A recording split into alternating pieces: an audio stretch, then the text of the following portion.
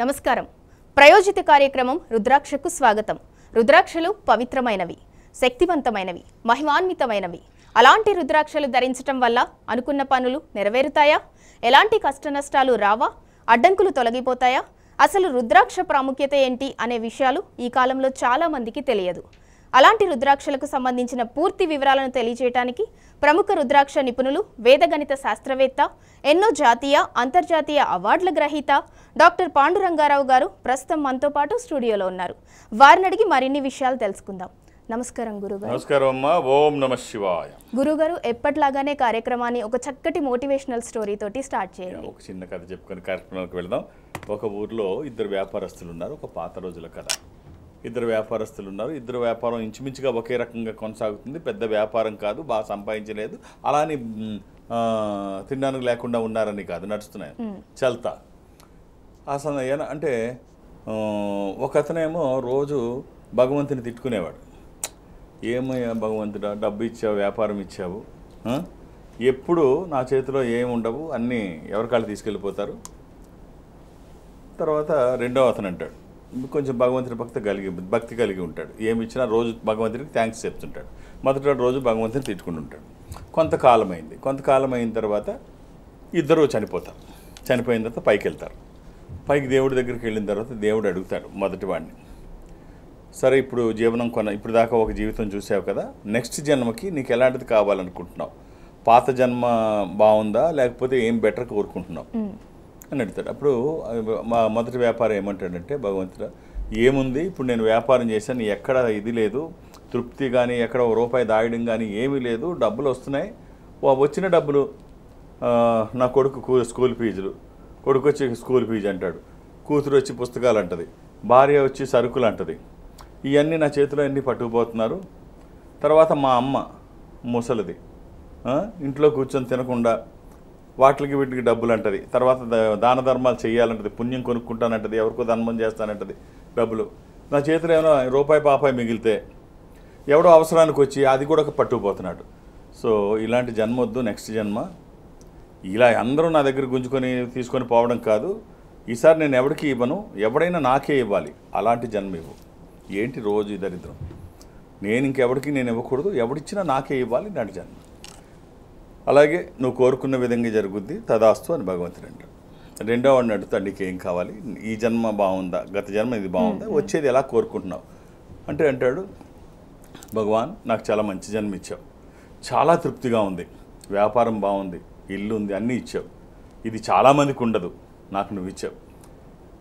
ఆ వచ్చిన డబ్బుతో నా కొడుకు అడిగితే ఆనందంగా వాడికి స్కూల్ ఫీజు కట్టాను, పిల్లలు కట్టేవాడిని, నా డాటర్ అమ్మాయి వచ్చి బుక్స్కి అది అడిగితే నేను సంపాదించిన దాంట్లో తృప్తిగా నా కూతురికి ఇచ్చేవాడిని.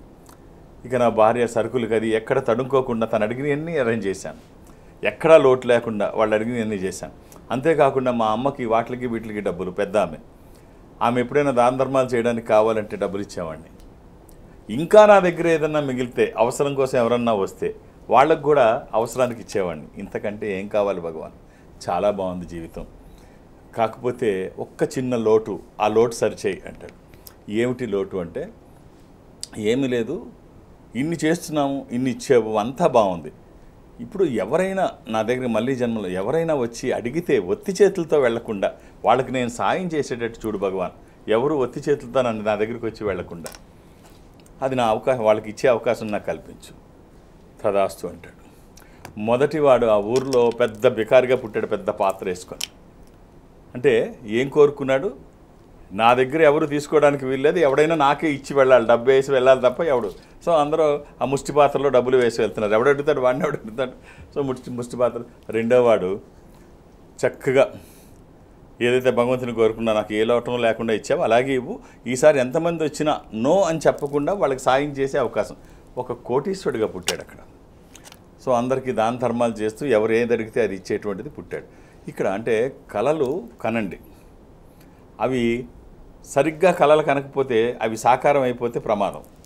కళలు మీరు కోరుకున్న కళలు సక్రమంగా ప్లానింగ్ లేకపోతే అవి నిజంగా జరిగిపోతే ప్రమాదం. అంటే ఒక చిన్న అంటే సరదా కోసం చిన్న మాట చెప్తాను. ఒకడు ఇలాగే కోరుకున్నాడంట, నాకు బాగా డబ్బు రావాలి, బాగా నా చుట్టూ పెద్ద కారులో నేను ఉండాలి, నా చుట్టూ ఆడవాళ్ళు ఉండాలి, నా నా బ్యాగ్ నిండా డబ్బు ఉండాలి అని కోరుకున్నాడంట. వాడు బస్ కండక్టర్ అయ్యాడంట. అంటే వాళ్ళని కించపరచడం కాదు, కరెక్ట్ అవగాహన లేకుండా కోరికలు కోరుకుంటే కళలు సాకారం అయితే ప్రమాదం ఏంటంటే ఇలాగ సరిగ్గా సాకారం చేసి సరిగ్గా కోరుకోకపోతే బస్ చుట్టూ ఆ టికెట్లు కొట్టడానికి లేడీస్ వాళ్ళు అందరూ ఉన్నారు, బ్యాగ్ నిండా డబ్బులు బ్యాగ్ నిండా ఫుల్ డబ్బులు ఉన్నాయి. సో కండక్టర్ తక్కువ అని నేను చెప్పడం కాదు, కోరుకునేది ఇంకా బాగా. అలా అంటే కరెక్ట్ ప్లానింగ్ లేకపోతే ప్రమాదం. మనకి అవగాహన ఉండాలి, అవి సాధించుకునే ప్రయత్నం చేయాలి, ఖచ్చితమైనటువంటి ప్రణాళికతో ముందుకు వెళ్ళాలి. గురుగారు ఎప్పటిలాగానే స్టోరీ చాలా బాగుంది. ఒక కాలర్ ఉన్నారు మనకు, నర్మదా గారు కరీంనగర్ నుంచి. హలో హలో నమస్తే అండి, గురువు గారు ఉన్నారు, మాట్లాడండి. సరే అండి. అమ్మా ఓం నమ శివాయ. ఓం నమ శివాయ గురుగారు. ఏమిటమ్మా? చాలా ట్రై చేసినామండి, ఫస్ట్ టైం కలిసింది, చాలా హ్యాపీగా ఉంది. ఎక్కడి నుంచి మాట్లాడుతున్నారమ్మా? మాది కరీంనగర్. నైస్ అమ్మా, మంచి తిది, మంచి బాగుంది, మంచి మాసం, అన్నీ బాగున్నాయి కదా. రైట్ అమ్మా చెప్పండి. జూన్ 2, 2001. 2 జూన్, ఇది శ్రావణ మాసం, శుక్రవారం, పంచమి, అన్నీ బాగున్నాయి. Right, June 2, 2001.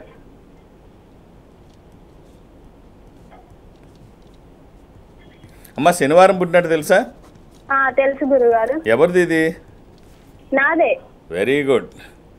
అది ఏకాదశి కూడా, శుద్ధ ఏకాదశి. మధ్యాహ్నం 12 నుండి 1 మధ్యలో. వృశ్చిక రాశి చూస్తున్నావా, తులారాశి చూస్తున్నావా అమ్మా? తులారాశి చూస్తున్నా. ఎందుకంటే అది బార్డర్లో ఉంది. రైట్ అమ్మా, ఏం చేస్తున్నావు? మొన్ననే పీజీ అయిపోయింది, గవర్నమెంట్ జాబ్స్ ప్రిపేర్ అవుతున్నా. పీజీ ఏం చేసావమ్మా? PG MCom. అందుకనే చాలా కామ్గా మాట్లాడుతున్నావు. రైట్ అమ్మా, ఒక్క రుద్రాక్ష చెప్తాను, వీలైతే వేసుకో. ఒక్క ద్వాదశముఖి రుద్రాక్ష, 12 ముఖములు కలిగిన ఈ రుద్రాక్ష ద్వాదశ ఆదిత్య స్వరూపము, అంటే సూర్యస్వరూపం. ఉన్నతమైన స్థితి కోసము, అనారోగ్య సమస్యలు లేకుండా బ్రైట్ ఫ్యూచర్ కోసము. అది కుదరకపోతే నవముఖి, అమ్మవారి స్వరూపము. ఈ రెండిట్లో ఏదైనా ఒక్కటి, నీకు ఏది వీలైతే అది ఒక్కటి వేసిన తర్వాత ఖచ్చితంగా బాగుంటుంది. నీ జాతకానికి పర్ఫెక్ట్ యాప్ట్. మనం ఏదన్నా చేస్తున్నప్పుడు, మనం చేస్తున్న పనికి ఒక దైవికమైన సహకారం, ఒక స్పిరిచువల్ సపోర్ట్ ఉంటే ఆ వచ్చే ఫలితం ఒక అద్భుతం. రుద్రాక్ష స్వయం ఈశ్వర స్వరూపము. ఈశ్వరుడే రుద్రాక్షలో ఉంటే మనం ఏ పని చేసినా విజయాలు మన పక్కనే ఉంటాయి. వ్యతిరేక శక్తులు దరిదాపులకి కూడా రావు. ఎలాంటి నియమాలు లేవు, ఎప్పుడూ వేసుకోవచ్చు. ఆల్ ది బెస్ట్ అమ్మ. గురుగారు మరో కాలర్ ఉన్నారు, గోపాల్ రెడ్డి గారు కామారెడ్డి నుంచి. హలో నమస్తే అండి, గురువు గారు ఉన్నారు, మాట్లాడండి. అదే మా అబ్బాయి పెళ్లి అవ్వడం లేదండి సార్. డేట్ ఆఫ్ బర్త్ ఇస్తారా? 2/8/86 అండి. ఆగస్టు 2 గంటల ఉదయం 5:15 ఆగస్టు 2, 1986. చాలా ఆలస్యమైంది కదా సార్. అయిందండి, పెళ్లి అయింది, విడాకులు అయిపోయినాయి. ఒకసారి మ్యారేజ్ అయింది. శనివారం పుట్టినట్టు తెలుసా అండి? శనివారం అండి. శనివారం 5:15 ఇది శనివారం. ఆదివారం అవుతుంది అనుకుంటా. ఇది శనివారం అండి. శనివారం ఇది శనివారం, ఆదివారం కాదు. 3వ తారీఖు అయితే ఆదివారం. ఇది 2వ తారీఖు మీరు నాకు ఇచ్చింది.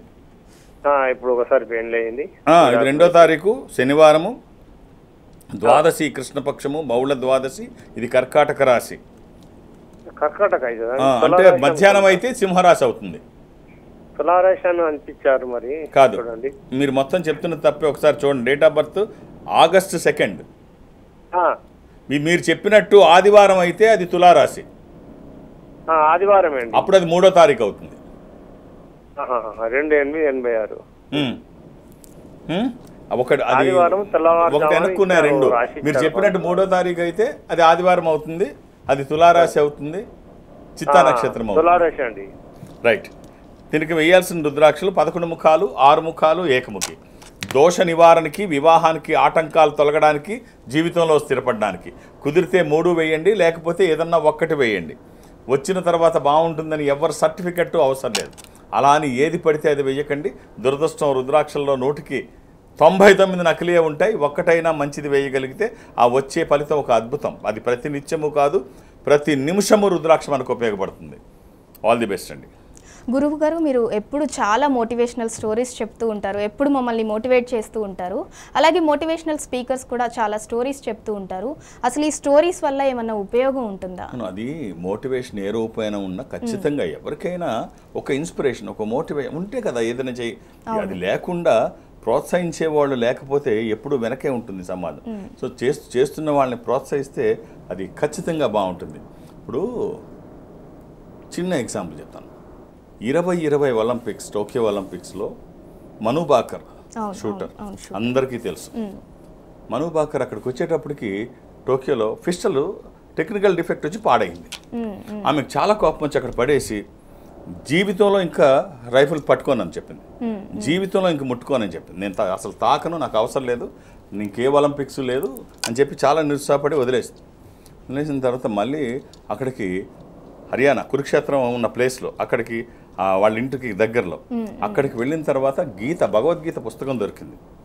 ప్రపంచంలో ఇంతకంటే మోటివేషనల్ గ్రంథం ఏమీ ఉండదు. కృష్ణుడి కంటే గొప్ప మోటివేటర్ ఎవడో ప్రపంచంలో ఉండడు భూమి మీద. సో అది చూసిన తర్వాత మనకి ఏదైనా సమస్య ఉంటే భగవద్గీత ఓపెన్ చేస్తే, ఏ పేజీ ఓపెన్ చేస్తే, మనం ఈ బుక్లో ఏది ఓపెన్ చేసినా అక్కడ మన సమస్యకి పరిష్కారం ఉంటుంది. అంత గొప్ప బుక్ భగవద్గీత. సరే ఆ భగవద్గీత చదివింది. భగవద్గీత చదివిన తర్వాత ఎమ్మటేనో కృష్ణుడు చెప్తాడు, లేదు నువ్వు ఖచ్చితంగా యుద్ధం చేయాలి, ఫలితం నువ్వు ఆశించకు, కర్మ నా మీద, కర్మ నువ్వు చేయి, ఫలితం నేను చూసుకుంటాను, నువ్వైతే కర్మం చేయి, నువ్వు చేయి, యుద్ధం తప్పదు, పోరాటం తప్పదు అని మోటివేట్ చేస్తాడు కదా. మనుబాకర్ మీద అది పడుతుంది.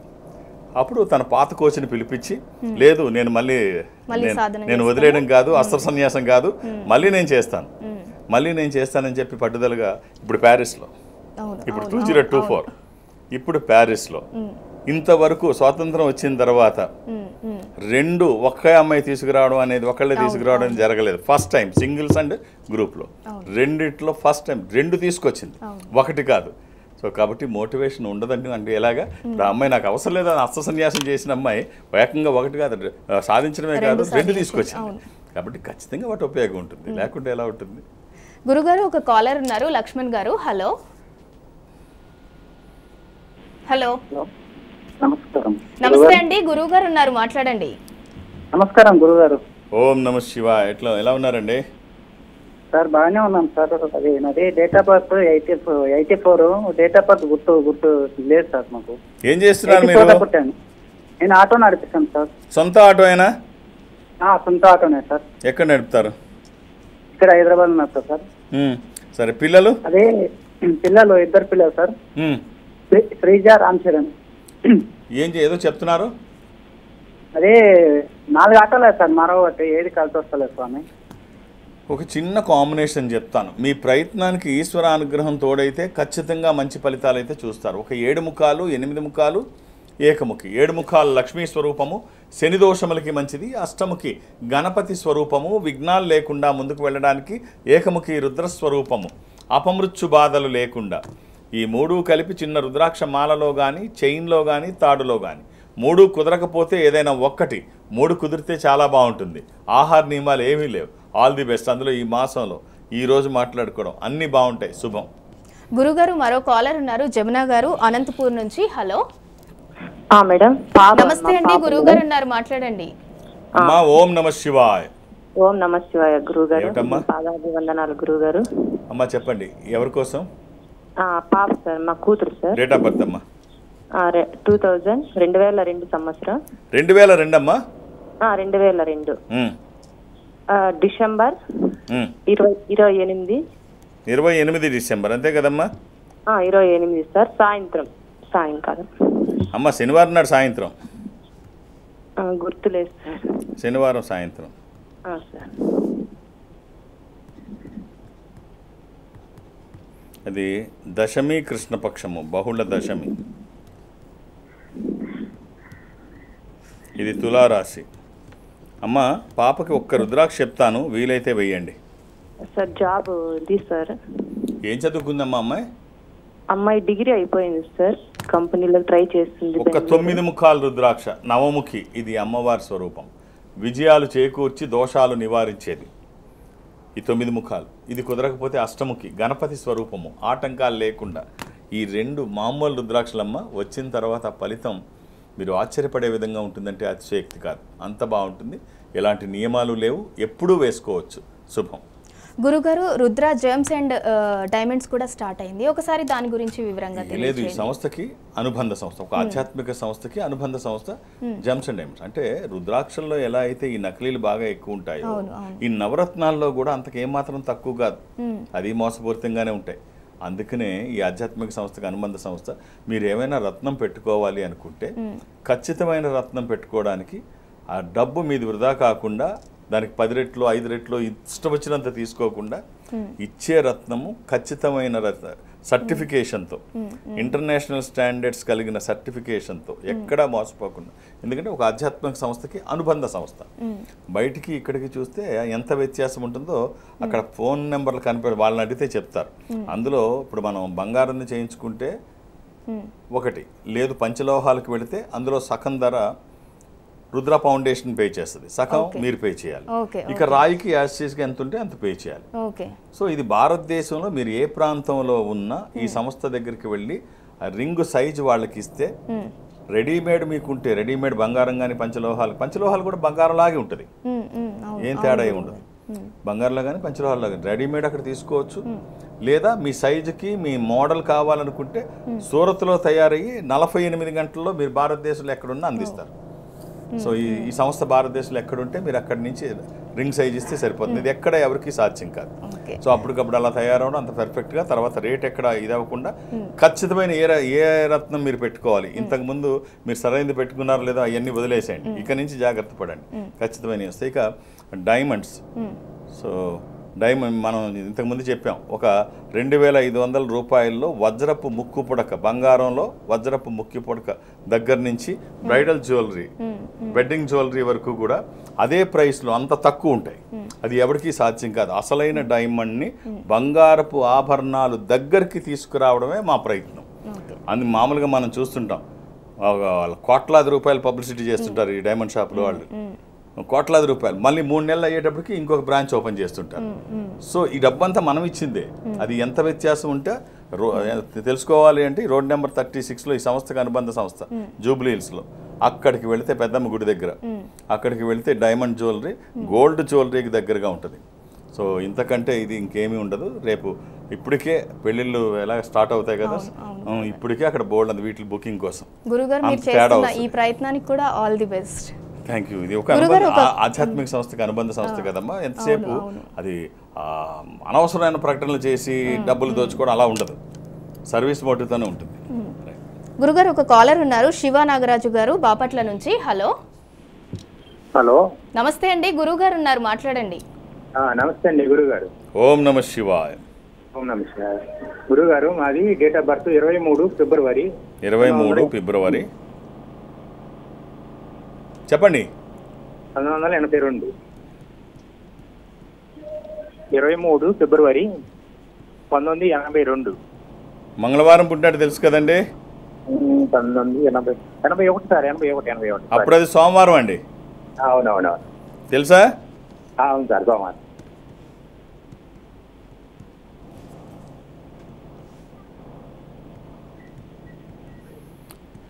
అది విధియ, కృష్ణపక్షము, బహుళ విధియ. ఇది సింహరాశి. ఎవరిది సార్ ఇది? అదే సార్. ఏం చేస్తున్నారు? మేము మా జిరాక్స్ సెంటర్ వ్యాపారం సార్. పిల్లలండి? 2 సార్. ఓ మంచి కాంబినేషన్ చెప్తాను, ఖచ్చితంగా ఇది వచ్చిన తర్వాత బాగుంటుంది. అందులో ఈ మాసం ఈశ్వరుడి ప్రీతిపాత్రమైంది, లక్ష్మీదేవికి నిలయమైంది. రుద్రాక్ష ఐశ్వర్యానికి నిలయం, గ్రహదోషానికి ఒక ఆయుధం, గ్రహదోష నివారణకి. సో ఈ మాసంలో రుద్రాక్ష ధారణ ద్విగుణీకృతం అవుతుంది, అంటే 2 ఫలితం వస్తుంది అంటారు. ఓ మంచి కాంబినేషన్ చెప్తాను, చిన్నగా వీలైతే వేసుకోండి. ఒక సప్తముఖి, దశముఖి, ఏకముఖి. 7 ముఖాల లక్ష్మీ స్వరూపము, శని దోషములకి మంచిది. దశముఖి విష్ణు స్వరూపము, మానసిక ఒత్తిళ్లు తగ్గడానికి. ఏకముఖి రుద్ర స్వరూపము, అపమృత్యు బాధలు లేకుండా. ఈ 3 కలిపి చిన్న రుద్రాక్ష మాలలో కానీ, చైన్లో కానీ, తాడులో కానీ మీకు ఎలా వీలైతే అలా ధరించండి. ఆహార నియమాలు ఏమీ లేవు. 3 కుదరకపోతే ఒక్కటే వేయండి. మన దగ్గర ఎన్ని సంపదలున్నా ఏ సంపద ఎందుకు ఉపయోగపడుతుందో తెలియదు. ఈ సంపద వచ్చిన తర్వాత ఖచ్చితంగా ఉన్న స్థితి నుంచి ఉన్నతంగా ఎదగడానికి ఇది దోహదపడుతుంది. గురుగారు, మరో కాలర్ ఉన్నారు, సురేష్ గారు, ఒంగోలు నుంచి. హలో. హలో నమస్తే అండి, గురువు గారు ఉన్నారు, మాట్లాడండి. నమస్తే. ఓం నమ శివ. ఎలా ఉన్నారండి? బాగున్నాయండి గురుగారు. నమస్తే అండి. చెప్పండి. నమస్కారం. చెప్పండి. అదే నా గురించి తెలుసుకుందామండి. Date of birth sir? 24th జనవరి 1973 అండి.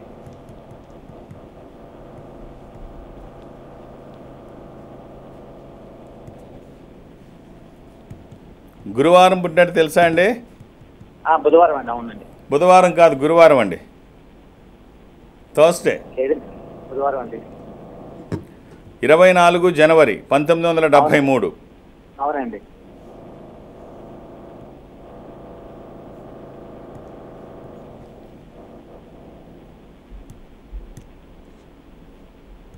సారీ అండి, మీరే కరెక్ట్. బుధవారం. సారీ, అప్పుడప్పుడు హ్యూమన్ ఎర్రర్స్ అంటాం. బుధవారం అండి ఇది. అవును.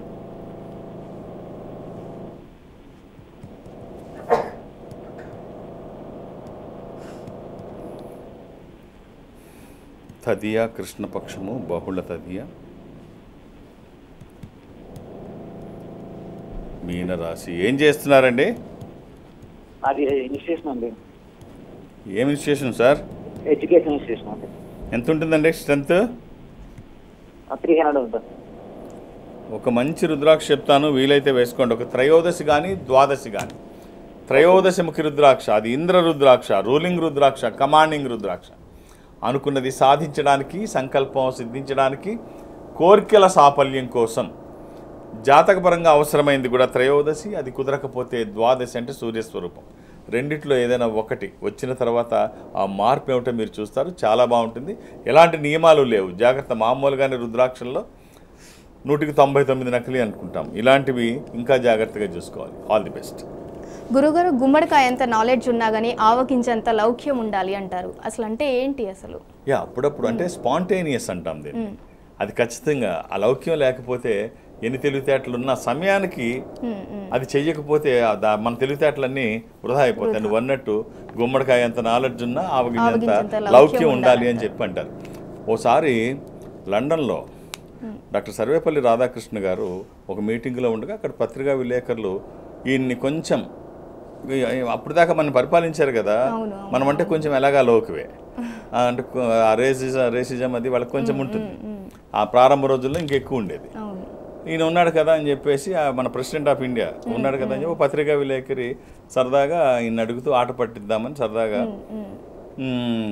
మిస్టర్ ప్రెసిడెంట్, ఇలాగా మీరు ఇండియన్స్ ఇలా నల్లగా ఉండడానికి కారణం ఏంటి అని అడిగారంట. మీరు ఇండియన్స్ అంతా ఇలా నల్లగా ఉంటారు, ఏమిటి రీజన్ అని అడిగితే ఆయన అన్నాడంట, అంటే ఇది సరదాగా నవ్వుకోవడం కోసమే ఆయన చెప్పాడు, ఎవరిని కించపరచడం కోసం కాదు. ఆయన అన్నాడు, లేదు నల్లగా ఉండరు, ఇంకో రకంగా ఉంటారు ఇండియన్స్ అని చెప్పాడు. ఎలా ఉంటారంటే, నీకు చిన్న కథ చెప్తాను నేను. భగవంతుడు రొట్టెలు చేయడం మొదలుపెట్టాడు. రొట్టెలు చేస్తున్నప్పుడు ఆ రొట్టెలు కాలుస్తుంటే సరిగ్గా కాలలేదు, పచ్చి పచ్చిగా ఉంది. అది తింటే ఇంగ్లీష్ వాళ్ళు పుట్టారు మీరు. తర్వాత ఈసారి మళ్ళీ రొట్టె చేశాడు, అది బాగా కాలిపోయింది, ఇదిగో ఆఫ్రికా వాళ్ళు పుట్టారు నల్లగా. ఈసారి అలా ఉండకూడదు, కాలకూడదు, పచ్చిగా ఉండొద్దు, పర్ఫెక్ట్గా భగవంతుడు దృష్టి పెట్టి తయారు చేశాడు. అటు ఇటు కాకుండా పర్ఫెక్ట్గా కాలిపోకుండా, పచ్చిగా ఉండకుండా పర్ఫెక్ట్గా కుక్ అయింది ఈసారి, అదే ఇండియన్స్ అని చెప్పాడు. సో కాబట్టి ఎదరవాళ్ళకి వాళ్ళని తిట్టకుండా, కొట్టకుండా, వాళ్ళ అంటే వాళ్ళ ఇంటెన్షన్ ఇబ్బంది పడ్డం అయ్యి ఉండొచ్చు, బట్ అంతే స్థాయిలో సమాధానం చెప్పగలిగినటువంటి స్థాయి, సామర్థ్యం మన వాళ్ళకు ఉండేవి. ఇలాగే వివేకానంద గారు కూడా చాలా విషయాల్లో స్పాంటేనియస్గా, ఈ స్పాంటేనియస్ అనేది చాలా అవసరం. నాలెడ్జ్ ఇలాగ లౌక్యం, ఈ రెండు ఉంటే ఎక్కడికి వెళ్ళినా ఇబ్బంది ఉండదు. కాబట్టి అవసరం నాలెడ్జ్తో పాటు ఇది, నాలెడ్జ్ ఉన్నా ఇది కూడా తోడైతే బాగుంటుంది. గురుగారు, అంటే ఎప్పటిలాగానే, అంటే ప్రతి వారం లాగా ఈ వారం కూడా ఒక చక్కటి మోటివేషనల్ స్టోరీని మాకు చెప్పారు.